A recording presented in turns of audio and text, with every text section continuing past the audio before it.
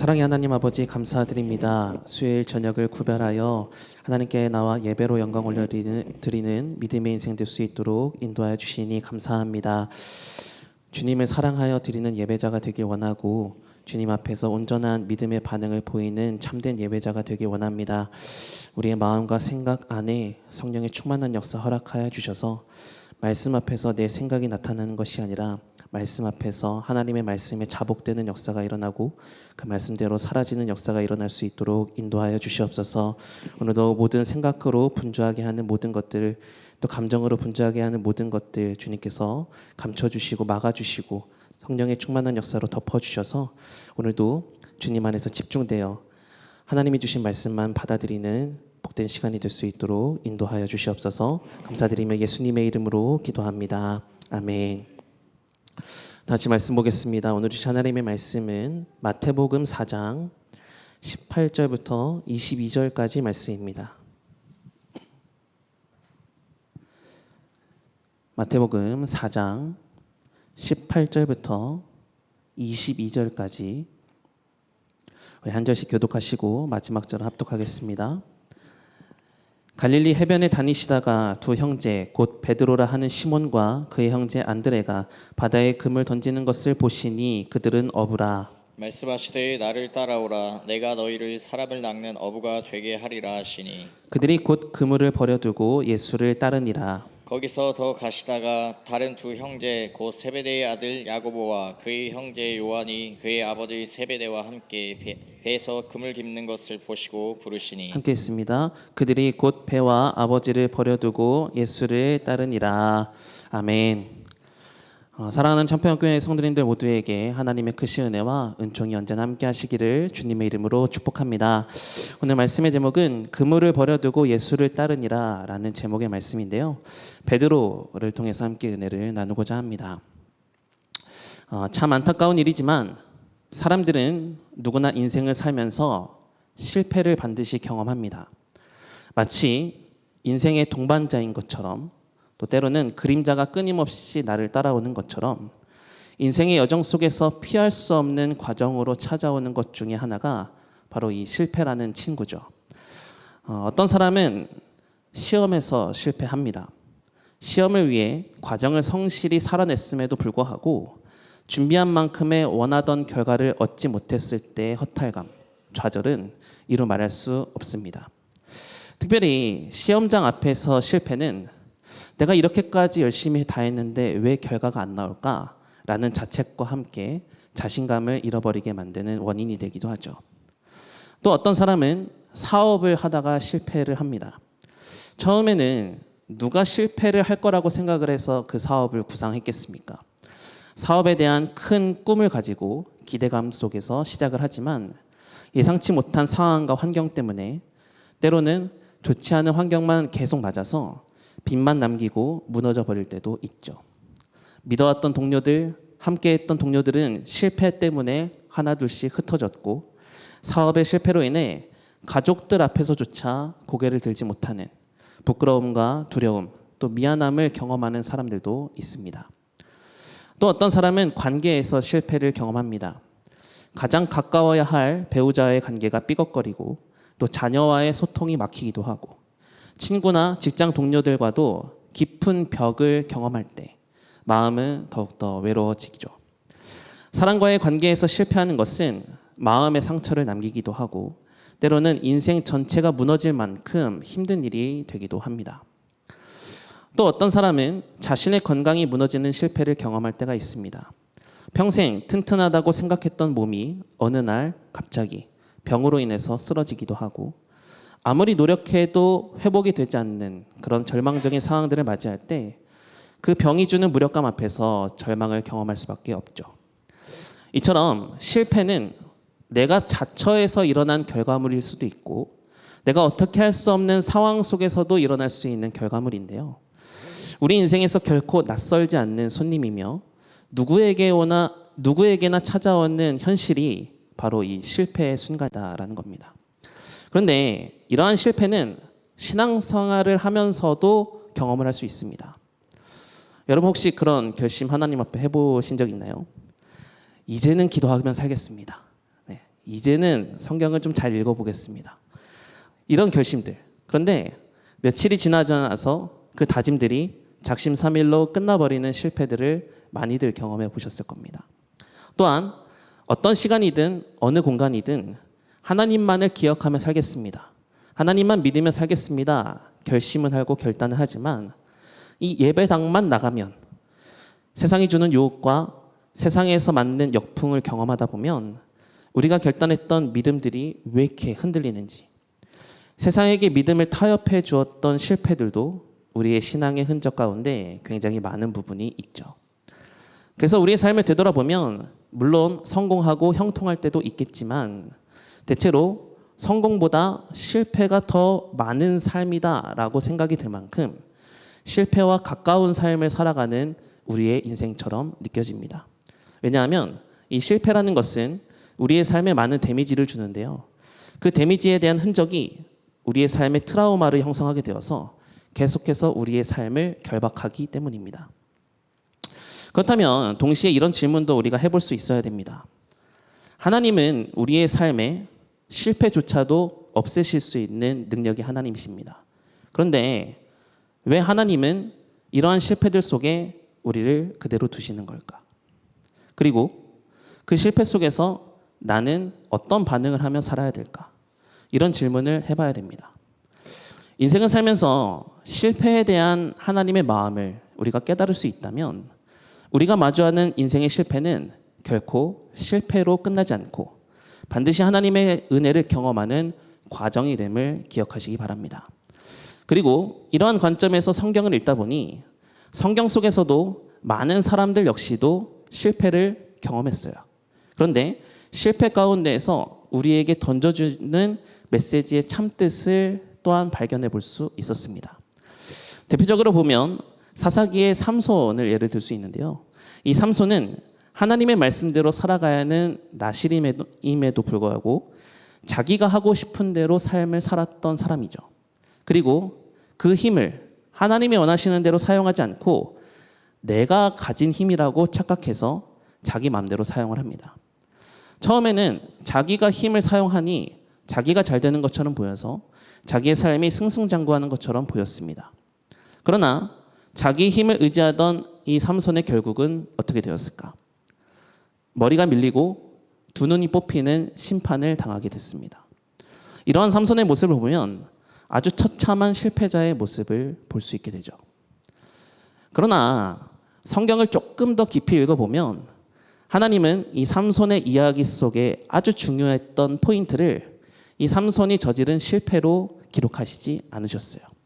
오히려 실패 속에서도 믿음으로 반응하려 했던 것을 더 중요하게 여기셔서 성경을 기록하셨다라는 것을 발견할 수 있었습니다. 사사기 16장 22절의 말씀 우리 한번 읽어보겠습니다. 시작. 그의 머리털이 밀린 후에 다시 자라기 시작하니라. 아멘. 삼손이 머리털이 밀렸다라는 것은 철저한 실패를 말씀하고 있는 거죠.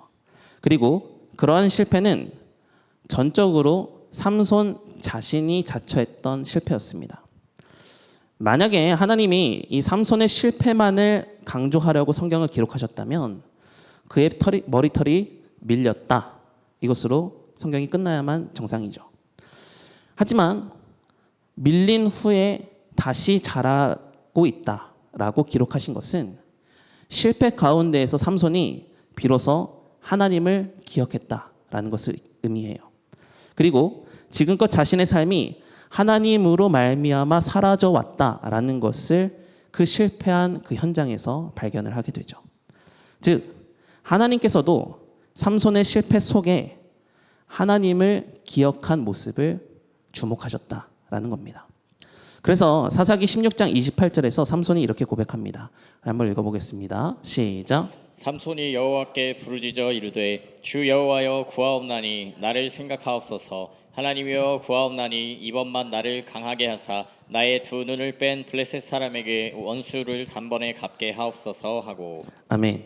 그동안 삼손에게 있어서 하나님의 이름이 자신의 입술에서 나온 적이 없었습니다. 그러나 철저한 실패 속에서 하나님을 기억한 삼손은 마침내 그의 입술에서 하나님을 찾았는데 그 실패 속에서 믿음으로 결단하겠다, 믿음으로 반응해 보겠다라는 결단을 보여요. 그리고 하나님은 그 삼손의 결단을 믿음으로 받으십니다. 그래서 삼손이 소원했던 대로 마지막 그의 삶에 힘을 불어넣어 주시는데 블레셋을 심판하는 힘으로 온전하게 사용이 되죠. 그래서 성경은 삼손이 살아있을 때 죽인 사람보다 삼손이 죽을 때 죽인 자가 더 많았다라고 성경은 기록하고 있습니다. 즉 하나님의 관점에서 이 삼손이라는 사람의 삶을 보면 사람은 언제든 실패할 수 있다. 그러나 실패 가운데에서 믿음으로 반응한 것을 하나님은 오히려 믿음으로 받으시는구나, 의로 받으시는구나 라는 것을 발견할 수 있게 되었다라는 거죠. 오늘 본문 속 베드로도 삼손과 마찬가지였습니다. 베드로가 누굽니까? 베드로는 어부였죠. 갈릴리 호수에서 생계를 이어가던 평범한 사람 중 한 명이었습니다. 하지만 성경은 베드로가 어부로서 아주 처참한 실패를 경험했다 이렇게 서술해요. 오늘 본문과 병행 본문인 누가복음 5장 5절의 말씀 우리 한번 읽어보겠습니다. 시작. 시몬이 대답하여 이르되 선생님 우리들이 밤이 새도록 수고하였으되 잡은 것이 없지만은 말씀에 의지하여 내가 그물을 내리리이다 하고. 아멘. 밤이 새도록 수고했지만 잡은 것이 없었다. 이것은 단순히 하루의 실패를 경험했다라는 말보다는 어부로서의 삶의 실패, 그러니까 인생의 실패를 의미하는 것과 같죠. 그런데 놀라운 것은 예수님께서 그 베드로의 실패의 자리에 찾아오셨다라는 겁니다. 그리고 실패한 베드로의 상황도 이미 알고 계셨어요. 그래서 그 실패한 상황 속에서 찾아오신 예수님은 베드로에게 이렇게 명령을 하십니다. 너 실패한 그 현장으로 다시 가서 그물을 내려라. 이때 인생의 실패를 맛봤던 베드로는 갑자기 자기 인생에 개입하신 선생님의 말씀을 듣고 어떻게 반응을 하는가? 말씀에 의지하여 그물을 내려보겠다. 이렇게 대답을 합니다. 다른 말로 표현하면 실패 가운데에서 내가 믿음으로 반응해 보겠습니다. 라고 결단을 한 거죠. 그리고 믿음으로 반응했던 베드로의 결과를 성경은 이렇게 기록하고 있습니다. 누가복음 5장 6절 7절의 말씀 같이 읽어보겠습니다. 시작. 그렇게 하니 고기를 잡은 것이 심히 많아 그물이 찢어지는지라 이에 다른 배에 있는 동무들에게 손짓하여 와서 도와달라 하니 그들이 와서 두 배의 채움에 잠기게 되었더라. 아멘. 그렇게 하니 라고 기록하고 있어요. 믿음으로 반응했더니, 그러니까 실패 속에서 믿음으로 반응했더니 자신이 생각했던 것 이상의 결과, 자신이 가지고 있었던 상식 이상의 하나님의 은혜를 체험할 수 있게 되었다라는 거죠. 이러한 일이 다 있은 후에 예수님은 실패 뒤에 성공을 얻고 있는 이 베드로에게 다시 한번 이렇게 말씀을 하십니다. 오늘 본문 마태복음 4장 19절의 말씀인데요. 우리 같이 읽어보겠습니다. 19절입니다. 시작. 말씀하시되 나를 따라오라 내가 너희를 사람을 낚는 어부가 되게 하리라 하시니. 아멘. 실패해서 막 극복한 이 베드로에게 예수님은 깊은 곳에 가서 그물을 던지는 믿음의 반응을 보였듯이 지금 그물을 버리고 자신을 따르라 이렇게 명령하세요. 그래서 저는 이 예수님께서 베드로에게 나를 따라오라 라고 하신 이 말씀을 묵상하면서 나를 따라오라 라는 이 말 안에 이런 뜻이 담겨져 있는 것처럼 느껴졌습니다. 아무개야, 앞으로의 너의 인생에서 많은 실패들을 경험할 거야. 그러나 실패들 속에서도 한번 믿음으로 반응해 보겠니? 그러면 그 실패 속에서도 생각지도 못한 놀라운 일들을 경험하게 될 거야. 그리고 베드로는 예수님의 이러한 질문의 의도를 파악한 듯이 이렇게 반응을 합니다.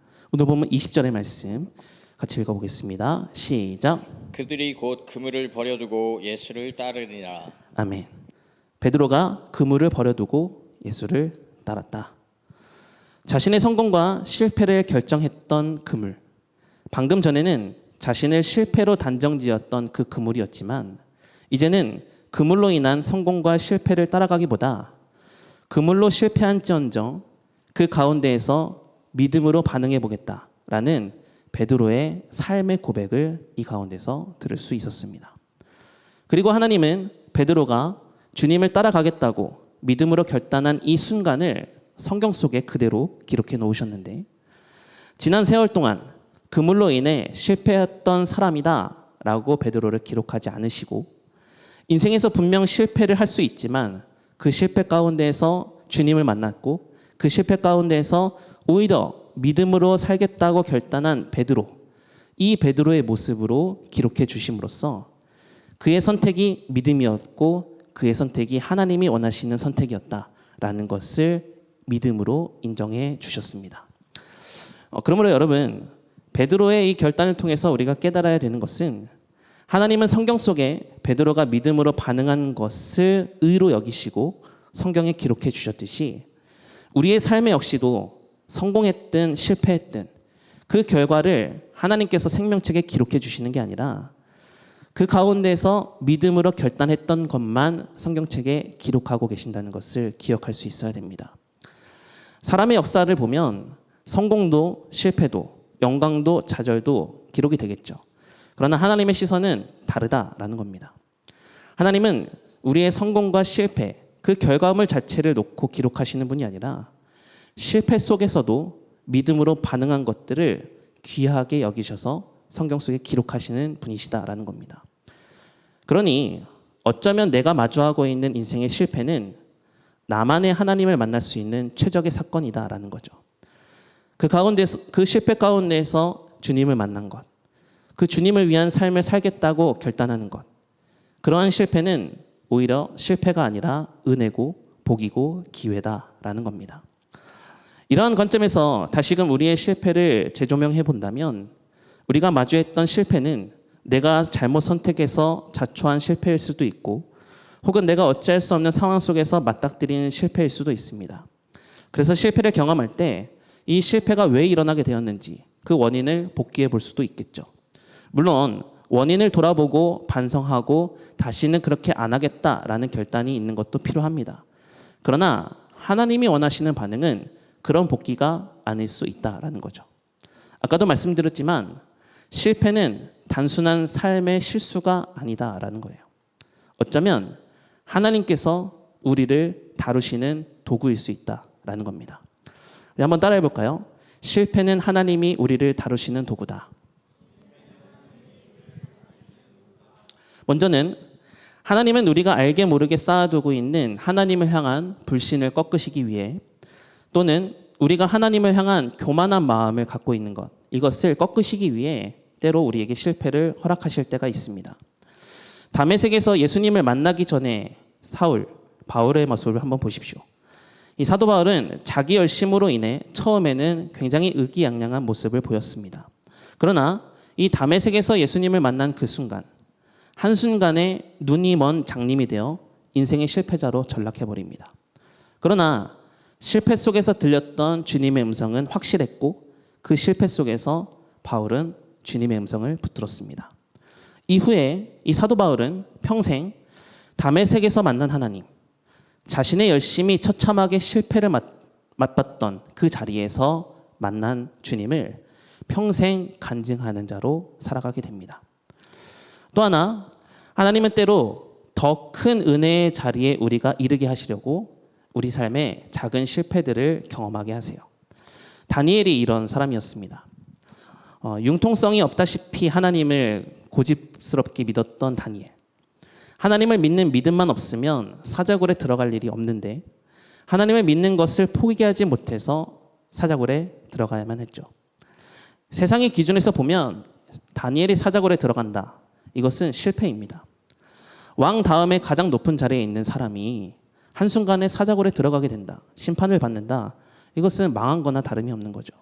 그러나 실패의 사자굴에 들어가야만 하나님의 하나님 되심을 온 세계 열방에 나타낼 수 있는 것이고 더 나아가 내 믿음이 살아있는 하나님을 향한 믿음이었다라는 것을 증명하는 기회가 될 수 있기 때문에 다니엘은 남들이 말하는 실패의 현장으로 기꺼이 들어갑니다. 그리고 그 실패의 현장에서 나만 만날 수 있는 하나님을 직접 경험하게 되죠. 이 세상에 그 누구도 사자굴에서 만난 하나님을 간증하는 사람이 없습니다. 다니엘밖에 없어요. 어쩌면 다니엘이 경험했던 실패는 나의 하나님을 만나기 위한 최적의 장소가 되었다라는 것이죠. 그러므로 주님은 때로 우리의 삶에도 우리가 마주하는 실패들을 계속 그대로 두실 때가 있습니다. 믿음으로 반응할 기회를 주시기 위해서 말입니다. 그러므로 우리도 이러한 하나님의 뜻을 깨달아서 때로 우리 삶에 실패가 찾아왔을 때 내 능력과 내 도구와 내 조건과 내가 가진 무언가를 복귀하는 게 아니라 지금 이 상황에서 내가 나의 하나님을 볼 수 있는 그런 믿음을 구할 수 있는 여러분의 믿음이 되기를 소망합니다. 결국 어떤 상황에서든 하나님이 기억하시는 우리의 마땅한 태도는 우리가 믿음으로 반응한 것들만 하나님께서 기억하시기 때문입니다. 사랑하는 성도 여러분, 모든 상황은 믿음으로 반응하라고 주시는 하나님의 주권적인 시간입니다.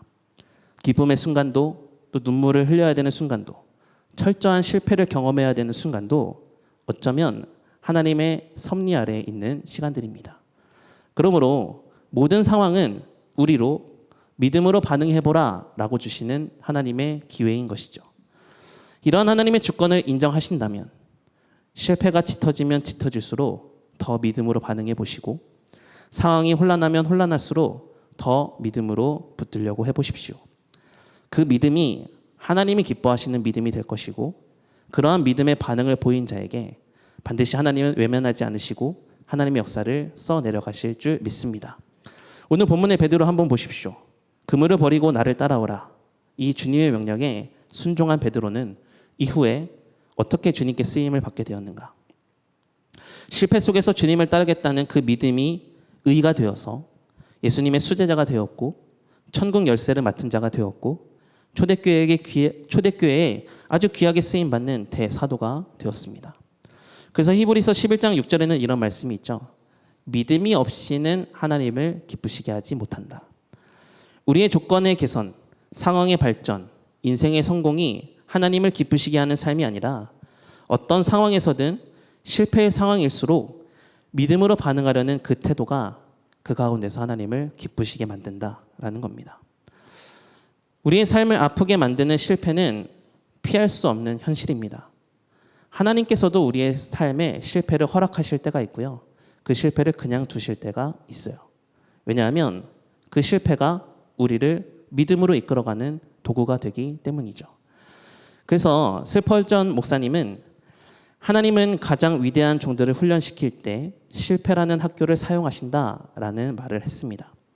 실패가 하나님의 사람을 빚는 아주 중요한 훈련의 과정임을 강조한 것이죠. 그렇기에 우리가 때로 실패를 마주할 때 우리는 믿음의 반응으로 하나님께 나아갈 수 있기를 바랍니다. 밀린 머린 가운데에서도 하나님을 찾아 부르짖었던 삼손처럼 빈 그물 앞에서 말씀에 의지하여 그물을 내리겠다고 결단하며 주님을 따랐던 베드로처럼 사자굴의 위협 앞에서도 뜻을 정해 하나님께 기도하기를 쉬지 않았던 다니엘처럼 실패는 누구나에게 찾아올 수 있지만 실패 속에서 믿음으로 반응하는 자가 되는 것이 더 중요하다. 이것을 기억하시고 실패 속에서 나타난 믿음은 반드시 하나님께서 은혜로 갚아주시는 역사로 채워주실 줄 믿습니다. 그런 역사의 주인공 믿음으로 반응하여 하나님을 기쁘시게 하는 여러분의 삶이 되시기를 주님의 이름으로 축원합니다.